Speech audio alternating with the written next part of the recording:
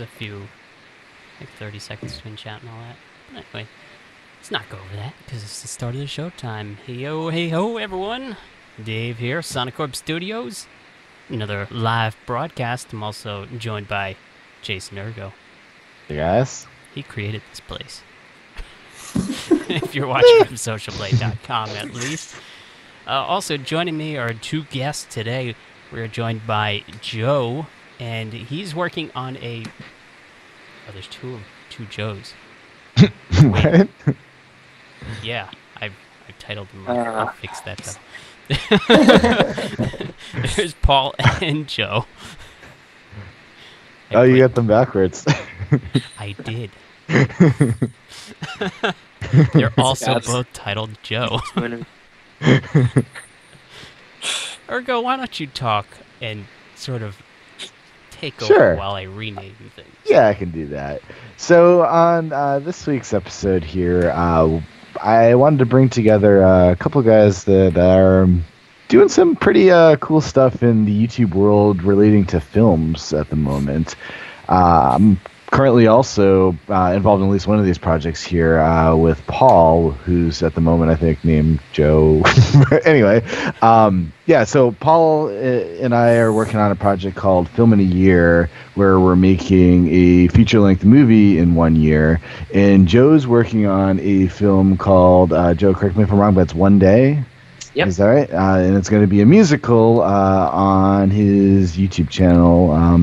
And yeah, so since you guys are both working on things that are ultimately being released on YouTube, and working on things that maybe are a little more than what a standard YouTube video involves, that'd be cool to talk about it. So maybe you want to each tell a little about what these films are, just to give people sort of a some groundwork here. Joe. Yeah, we'll go with the real Just Joe. Fix You the start title. first. All right, yeah. So basically, yeah, like you said, it is a musical. It's a musical comedy. This is going to be taking place. I'll release it on the 4th anniversary of my YouTube channel. So in the musical, a fictionalized version of myself is also celebrating the 4th anniversary of my YouTube channel with a big party. But things go tremendously awry. I don't want to give away too much. But it's got a lot of different ideas and themes to it. It's definitely a coming-of-age story. It is also, it's got themes such as conflict between new and old media, trying to find life balance just within what you do. And altogether, I think it's going to be a unique little production. I'm at least hoping. Well, So, the big surprise is Godzilla is going to pop out from the door behind you, right? Actually, Bryan Cranston is going to pop out from behind and surprise me. So, I mean, doing a musical, what are some of the basics that goes into producing something like this? This is your first time producing something like this, right? And what have you learned so far doing this? Well, definitely that I should have thought of this idea earlier, because we only had a couple more weeks till we actually began filming, so we're trying to get everyone into recording studio and get all the vocals recorded and stuff. But yeah, definitely the musical aspect of it has put it on a whole different level of a difficulty that we have to try to tackle with it. And luckily, my dad works with music for a living. He helps play at like nursing homes, and he'll tune pianos and stuff like that. So he's actually pretty good at all of that. So he's been helping me. We've been working together with to create the lyrics and the music and stuff just from his equipment that he has. And a friend of his is the one where we're actually recording the vocals.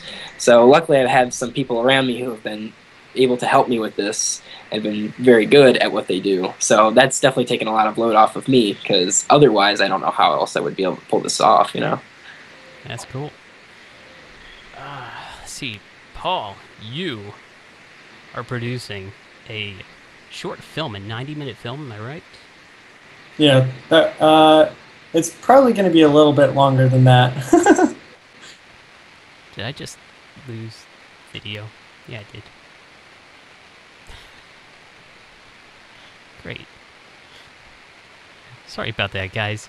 Skype seems to be acting up quite a bit today.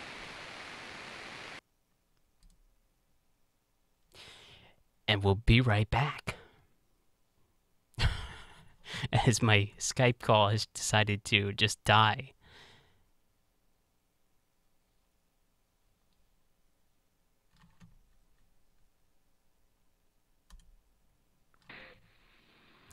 A little technical difficulty. Restarting.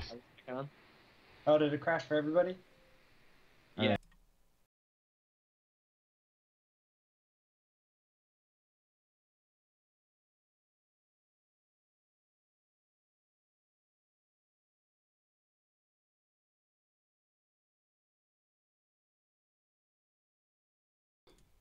Okay, and we are back at a 4-person.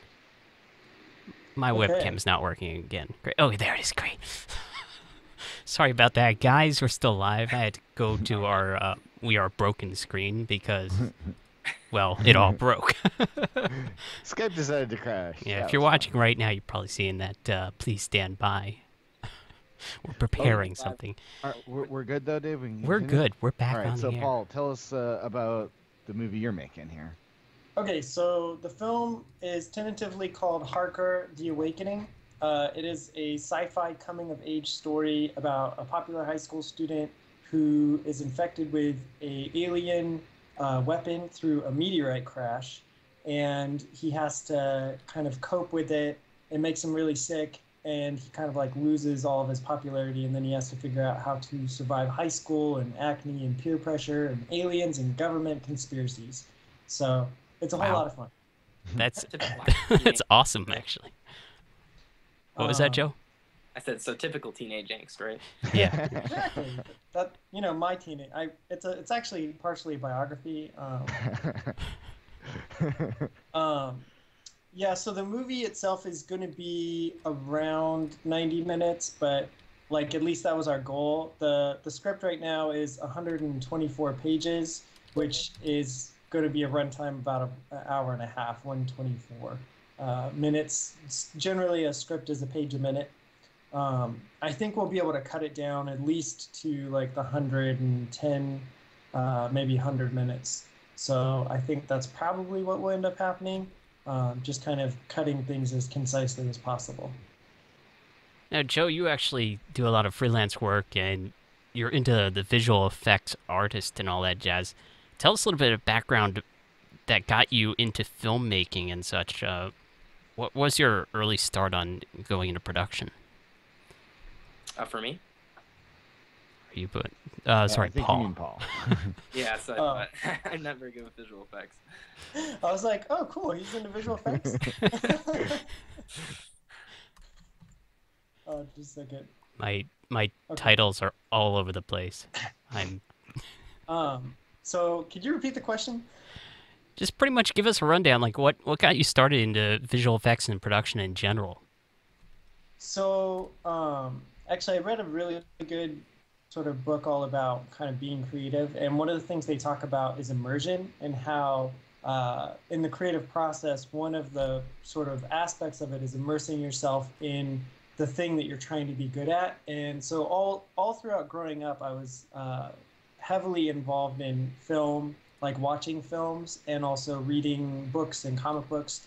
And so I would say like the core of kind of what I do is storytelling. I'm really interested in telling really good stories that change people's lives, make them feel, you know, where they're like, man, I can go do something. I can be somebody. I have, you know, I have something worth value. So that was kind of like the beginning stages of things. I started in high school drawing comic books because I didn't realize I could be making films. And when I was in high school, I guess in the 90s, you know, film cameras were a bit bigger. And, you know, DVD or DV cameras cost, you know, $1,000 or a couple $1,000s. So I didn't have access to a lot of that stuff. I probably could have gotten it. I didn't realize at the time, like, oh, I could be making films. But I absolutely loved films, and I wouldn't buy a DVD without like a behind the scenes on it. And that's kind of my film school, is like thousands of hours of behind the scenes footage. So after that, I had to do some videoing and work on editing in a Mac and some different stuff like that, which opened up another opportunity to start a television show that actually appeared on DirecTV. So that kind of got the ball rolling, and as part of that show, I got access to After Effects, which is like my mainstay program for creating visual effects. And so I went out and I made my lightsaber battles and things like that you have to do once you first get After Effects. And I just really found After Effects super interesting. I find visual effects very interesting when they're not the point, when the story is the point, but the visual effects kind of bring something that couldn't be there before. Like the first Matrix versus the second Matrix. Yeah. When, like in the first Matrix, it was all about the story, and the visual effects really helped push that story to the next level. And so that's kind of my motto. So, yeah. So if somebody were to start getting into production, what would you give them one piece of advice if they were asking for something? Well, it really depends on what kind of production they're trying to get into. If they're trying to get into commercial production, it would be, learning how to compose shots.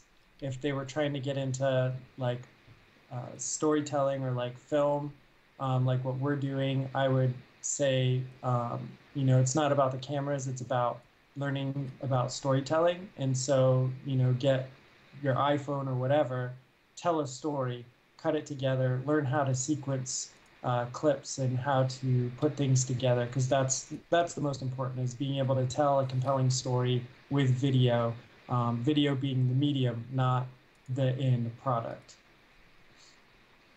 It's cool. Joe, doing musicals and such, am I mixing you people up now? I have no idea. Joe's the guy with the tux. Makes sense. Good. Okay. Joe Bowtie. Joe Bowtie. I'll never forget that now. So, sorry, I'm all over the place here. Here, while you're waiting there, I have a question here that I was sort of interested in.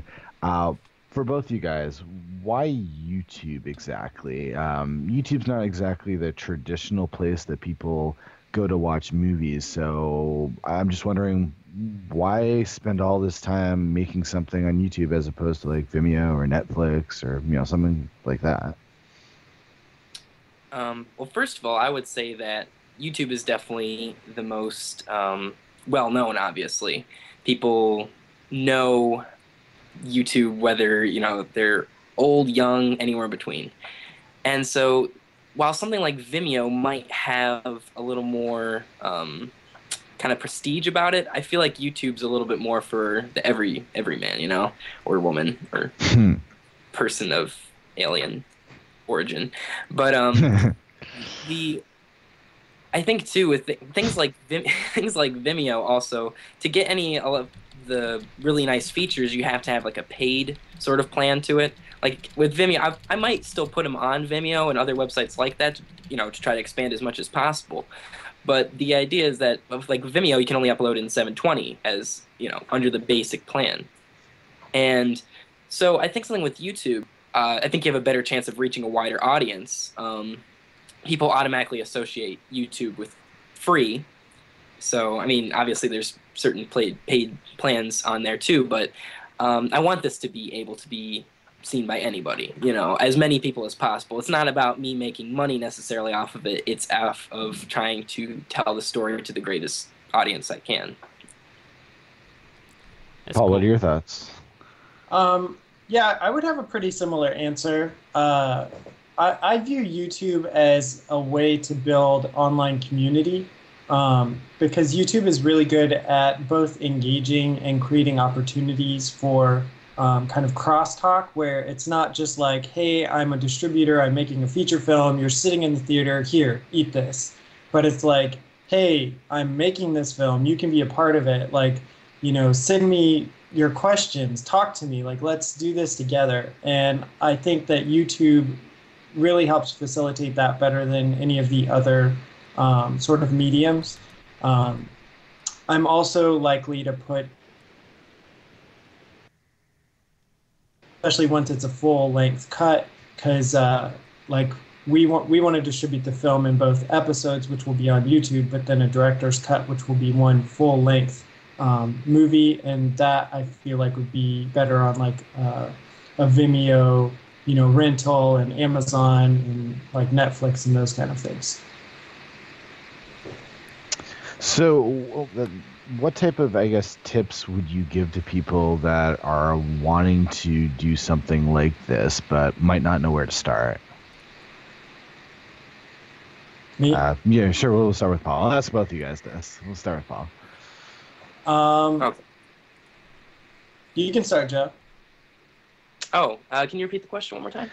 Just, I guess, what tips would you guys give to someone who might be interested in, trying to make something like this, either, a musical or a feature-length movie, something more than just a 5-minute YouTube video? What tips would you say? I would definitely say, whether it's going to be on YouTube or not, definitely planning is essential for every single element.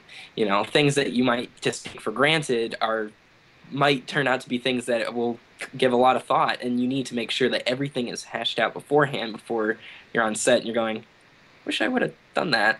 But I think the idea in general is that with something like YouTube, you have that aspect, especially of social media, which has been a huge help, because we did an Indiegogo campaign, and we raised, between the Indiegogo and other outside funding, I raised about a little over $1,200, which may not seem like a whole lot, but for me, that is a lot. That being able to communicate with people and having them invested enough that they wanted to be a part of it and give money towards this thing, I think that's really powerful. And I think that's one of the best things that social media can do in terms of helping with your production. That definitely. Cool. I think that tips I would give would be study your craft. No matter what, like your medium is or where you want to distribute it, like really do it for the love of what you're doing. Don't try to do it for the fame or the fortune. Like obviously we haven't hit that fame or fortune part, but just really loving storytelling, loving movie making, and learning it and doing it because you love it. Don't try to be a filmmaker for any other reason, because every other reason will just pretty much suck. Definitely agree. I see a lot of people jumping on YouTube and they're like, "Oh, I can make money. I can quit my day job now." Or replace what normally is a part-time job. And yeah, maybe years ago when YouTube paid a little bit more, but overall it's about the audience. There's a lot of people that are on YouTube, and that's why I make my videos. That's why I'm here on YouTube as well. I'm producing content for the audience. I love the community and helping people that are looking for content that I produce. So I mean, if there's someone with a question, they're probably going to search for one of my videos, and that's why I do them. Yeah, I think that's good. Did you want to talk about the auditions and auditioning process? Yeah, sure. Go for it, Paul. So we are currently open auditions for the Film in a Year project. You can be a part of Harker the Awakening, our first feature film. If you want to be a part of that, you can go to filminayear.com/auditions. Everything is done through our website. We have the auditions, which are going to be open until May 28th.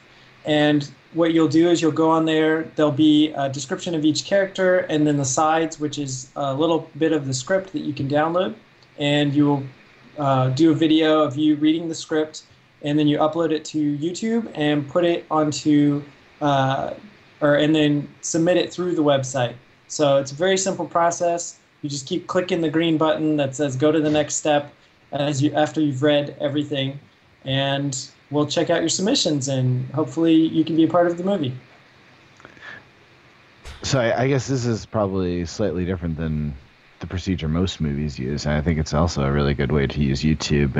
And I'd suggest it for anyone that's trying to do something like this. It'll let people from their bedrooms, form an audition, and you get potentially a lot more submissions in general to pick the best people from it, as long as the people who are submitting are legitimate submissions, of course.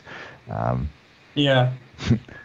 I was reading something recently about another short film, well, actually a feature film that they self-funded, and they wouldn't hire anybody unless they would do an audition. And I think that that's one part of this is sort of kind of like a culling process. It weeds out people who aren't willing to actually put in the time to video themselves and upload it to YouTube. If they can't do that, then, are they, do they really, should they really be a part of, the project?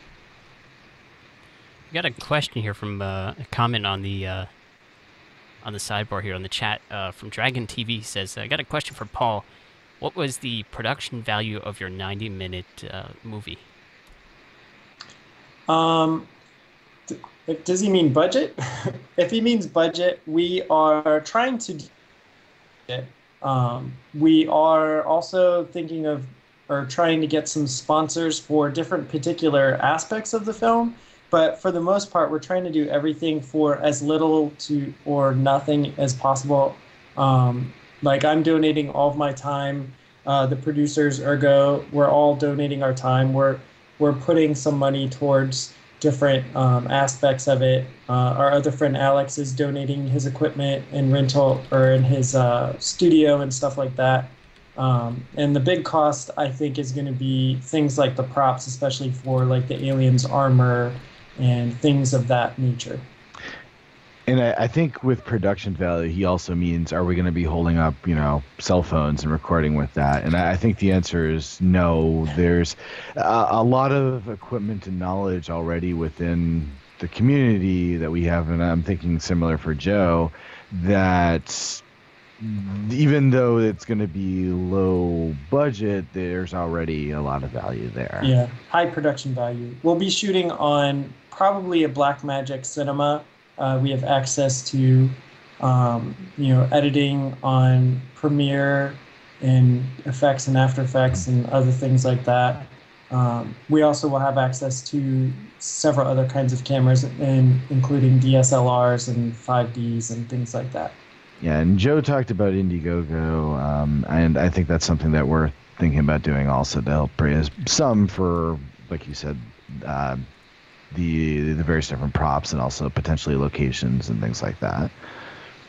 Yeah, the reason I went with Indiegogo over Kickstarter is because it's got that whole deal where you get the money funded no matter, even if you don't reach the goal. Yeah. But I'd like to bring up something that a commenter named Noob Plays Live put. They mentioned fairly correctly that YouTube can often make it hard. He froze so difficult that he froze. YouTube can also often make it hot. What was the commenter's name? Maybe we can find it. It was Noob Plays. I think he said. Noob Plays, but it's hard to get noticed on YouTube. Yeah, I think that if you're trying to do your film to get noticed, then that is difficult.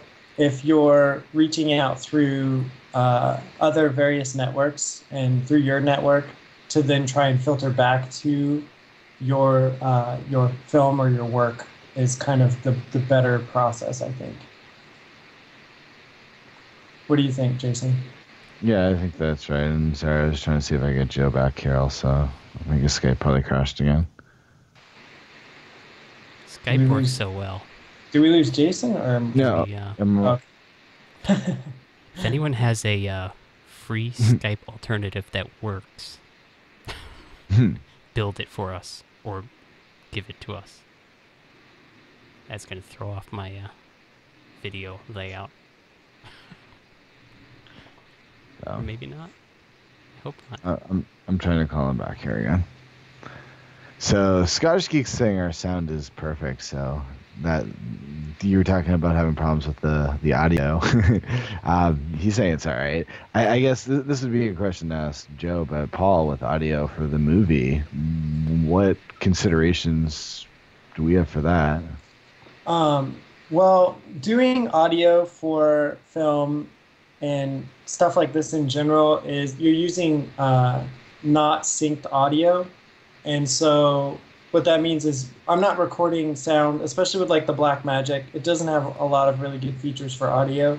To get audio directly into it, you have to have a direct input box or some sort of amp or something like that. And so that's going to be kind of what we'll do. I think we're planning on using something like an H4n and a direct input box with like a boom mic will be the general setup. I was talking with our audio guy, and what we're thinking is doing a lot of the sound effects on set as much as we can, so recording on set Foley that we'll have it later on also. Hey, we got Joe back. Joe. I actually called from the president. I had to go save the world.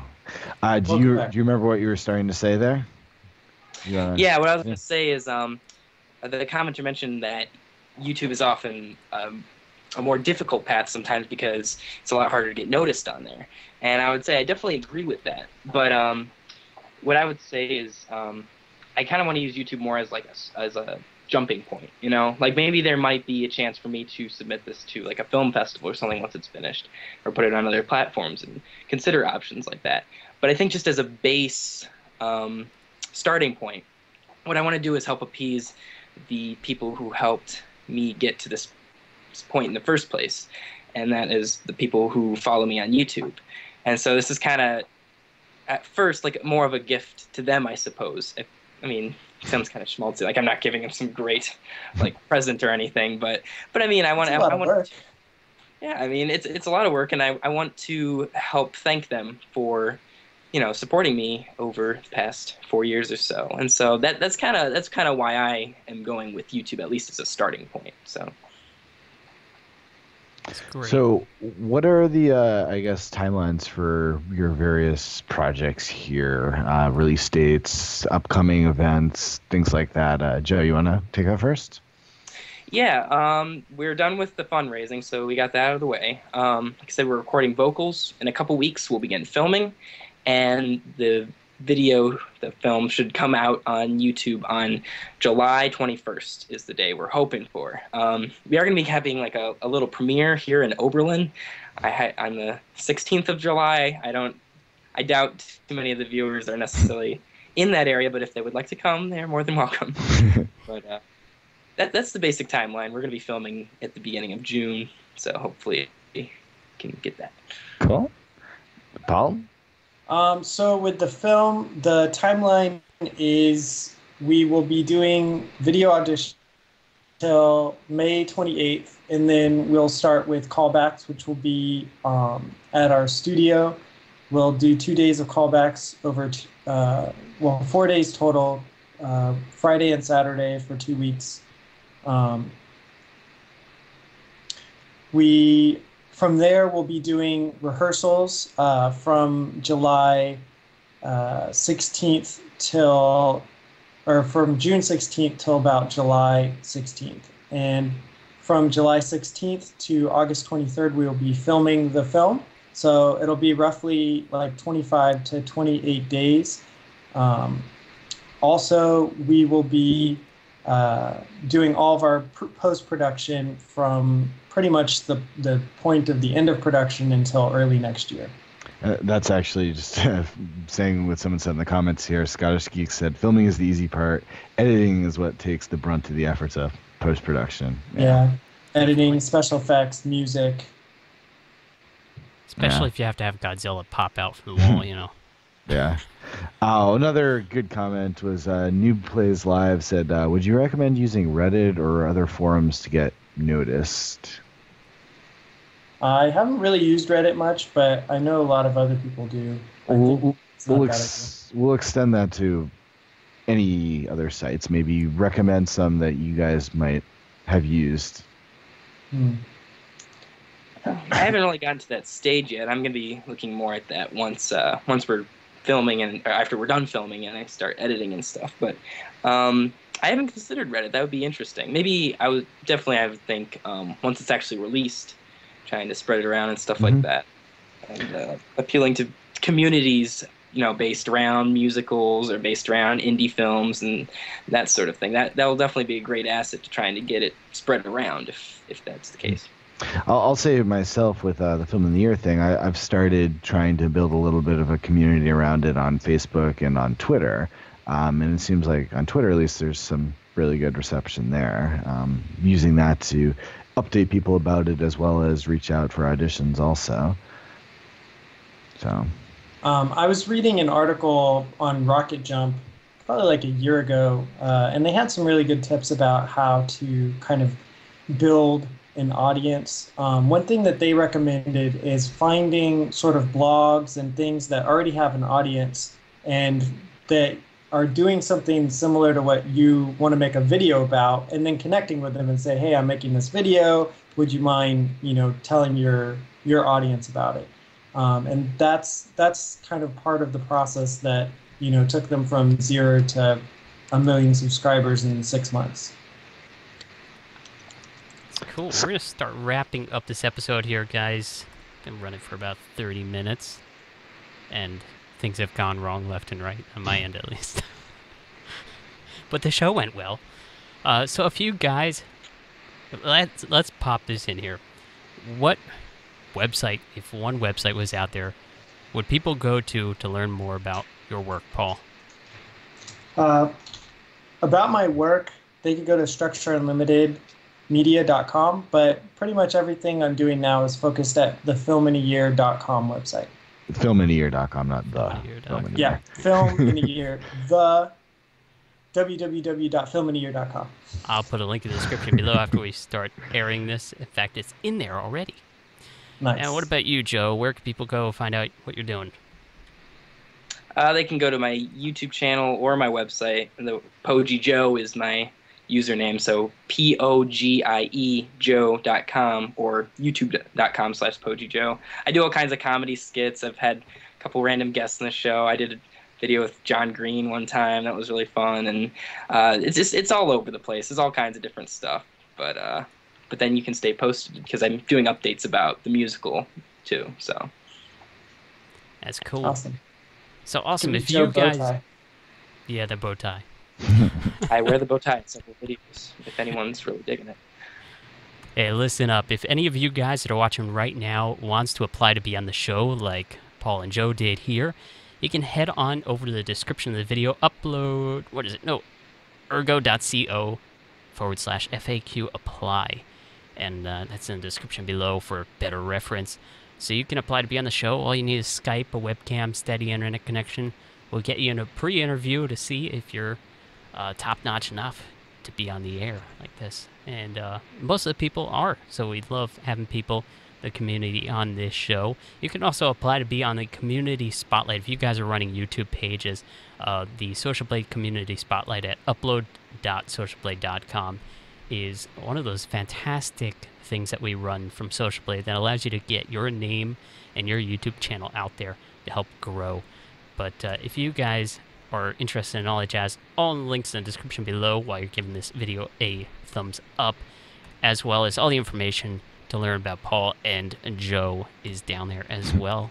So make sure you have a good internet connection, unlike me. Yeah, it's been one of those days. So unless there's anything else that you guys want to say, I think that's going to wrap up another live show episode. I think just do this last question? Yeah, I think there's just one parting question I think is probably a good way to just end things completely here. Hamp the Coolest has he phrased it just for Paul, but I'll just say, what's the most fun that you guys have had on your project so far? For me, it would be doing the meetups. We've done 2 meetups so far, reading through the script, and I just really enjoyed being with people that were really interested in the project, and hearing the script read through by other people and not just in my own head is a very satisfying feeling. I would say just being able to make something awesome with people that you also think are awesome. And I just think that whole collective atmosphere of coming together to, and the ideas that come that you didn't think of, that's, I think, the best part, is being able to work with other people. Because with my YouTube channel, I do a lot of the stuff on my own, so it's a little more focused and singular. But having other people's ideas and other people involved, I think, adds to it's a lot. I think it can be a lot more fun. So cool. Awesome well, thanks, stuff. guys. Thanks for having me, Joe, and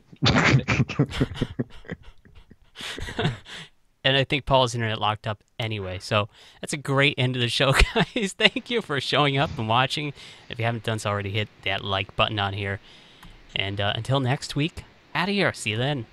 Later, everyone.